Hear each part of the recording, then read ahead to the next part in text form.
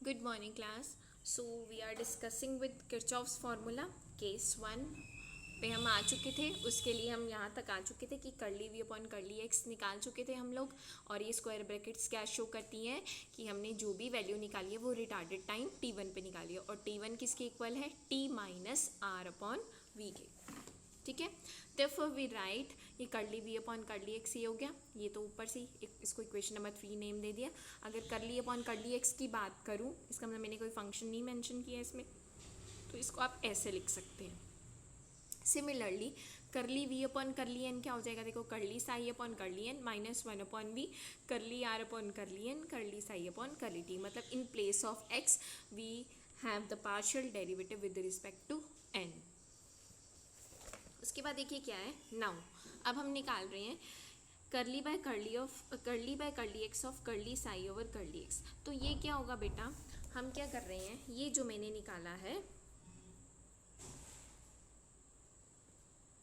ये जो हमने निकाला है यहाँ पे अगर मुझे curly psi over curly x चाहिए तो यहाँ भी क्या हो जाएगा, curly psi over curly x, यहाँ पे भी क्या हो जाएगा, curly psi over curly T.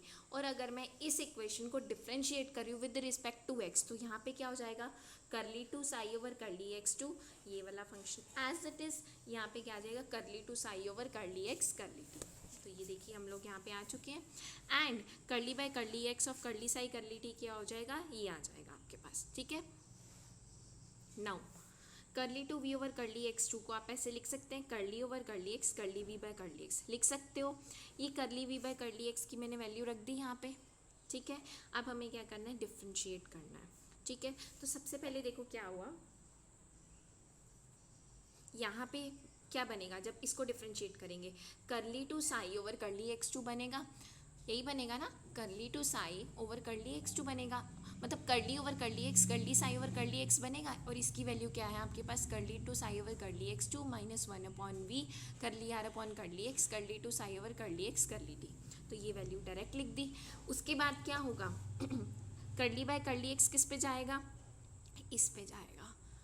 ठीक है, इसके लिए हमने क्या किया, minus 1 upon v curly r by curly x as it is रखा, इसकी डिफ्रेंसिएशन हो जाएगी, क्या आ जाएगा, देखो पहले हमने इसको कॉमन नहीं रखा बाहर। ठीक है, 1 upon v curly r by curly x common रखा। अब डिफ्रेंसिएशन किसकी हो रही है, curly by curly x of curly psi curly t. अब इसकी वैल्यू क्या है, आपने इक्वेशन नंबर 6 में निकाली हुई है, तो यहाँ पे मैंने इक्वेशन नंबर 6 जो है डायरेक्टली पुट कर दी। ठीक है, उसके बाद ये वाला फंक्शन एज इट इज़, ये वाला फंक्शन एज इट इज़, इसकी डिफ्रेंसिएशन होगी। आई होप आपको समझ में आ गया होगा, क्योंकि इस केस में v जो है इंडिपेंडेंट ऑफ x है, तो इन दोनों में uv रूल भी तो लगेगा ना। तो हमने जो है इक्वेशन नंबर 5 और 6 का यूज़ करके हमने जो है curly two v over curly x two निकाला है। मैं आपको दोबारा रिपीट कर रही हूँ कि curly over curly x curly v over curly x निकाल रहे हैं हम लोग। Curly v over curly x की वैल्यू रखी, अब देखो इसकी डिफ्रेंसिएशन भी होगी और इधर से भी होगी। जब इसकी डिफ्रेंसिएशन होगी यानी कि curly over curly x curly psi over curly x, तो इसमें जो है हम डायरेक्ट इक्वेशन नंबर 5 की वैल्यू रख देंगे।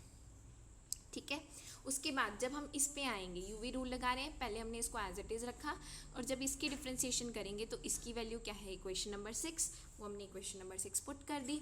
उसके बाद ये और ये वाला फंक्शन एज इट इज़, इसका क्या हो जाएगा, सेकेंड डेरिवेटिव आ जाएगा। ठीक है, समझ में आ गया। नेक्स्ट देखिए क्या है, curly two v over curly x two. इसके बाद हमने क्या किया, सिंप्लीफिकेशन की है, जो जो टर्म्स आपस में ऐड हो रही हैं वो ऐड हो जाएंगी।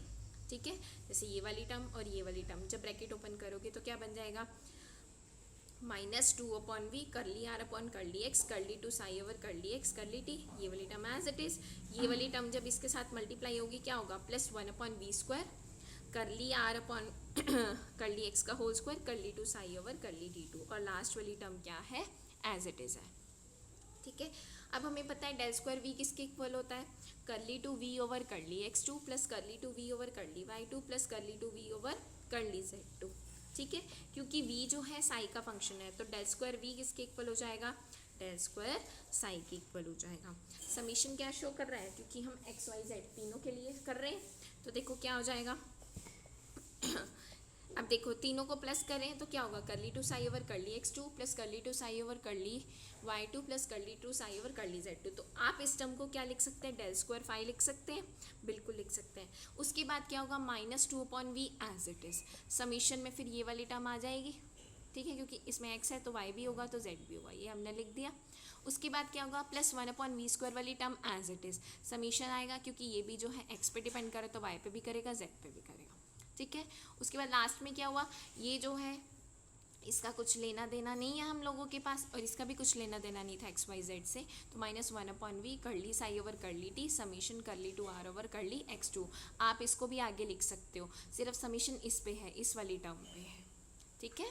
Now from star, equation number star से डेल स्क्वायर साई, हमने कहा था साई क्या है, डिस्प्लेसमेंट पोटेंशियल है जो कि क्या कर रहा है, वेव इक्वेशन को सेटिस्फाई कर रहा है, इसकी वैल्यू रख दी हम लोगों ने, ठीक है। Now -2/v as it is, ये वाली टर्म एज इट इज़, ये एज इट इज़, ठीक है। बाकी सब जो टर्म्स हैं, अब देखो यहाँ पे क्या होगा, देखो ये हम निकाल रहे हैं, ये हमें क्या मिलेगा, r² ही मिलेगा, जो कि क्या हो जाएगा आपके पास 1 हो जाएगा, 1 हो जाएगा, ठीक है।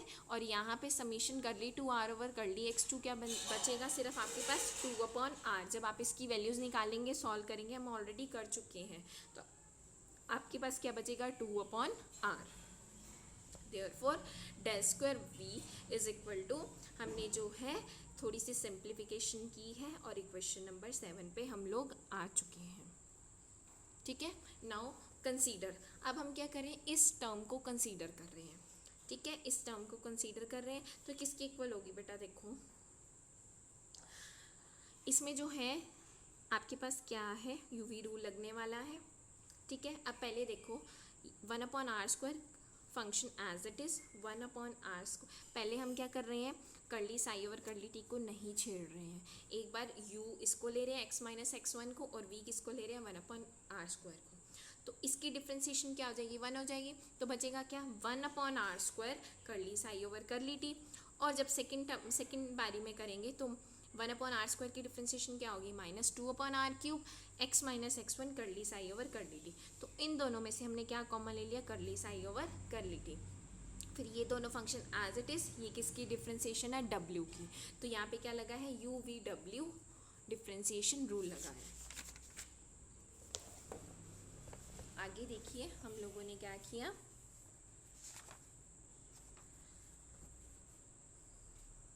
यहाँ पे करली r/करली x था, हमने उसकी वैल्यू रखी है, क्या थी करली r/करली x की वैल्यू, x-x1/r, तो ये टर्म क्या बन गई, x-x1 का होल स्क्वायर अपॉन r की पावर 4, बाकी टर्म्स में नो चेंज। उसके बाद हमने क्या किया, करली साई ओवर करली टी को इसके साथ मल्टीप्लाई कर दिया, ये वाली टर्म को इसके साथ मल्टीप्लाई कर दिया, यहाँ तक हम पहुँच चुके हैं, ठीक है। फिर क्या है, x-x1/r² को हमने एज इट इज़ रखा, आपको पता है हमने इक्वेशन नंबर 6 में करली अपॉन करली x करली साई ओवर करली टी की वैल्यू निकाली है, तो वो वैल्यू हमने यहाँ पे डायरेक्ट पुट कर ली, इक्वेशन नंबर 6 आ गई आपके पास।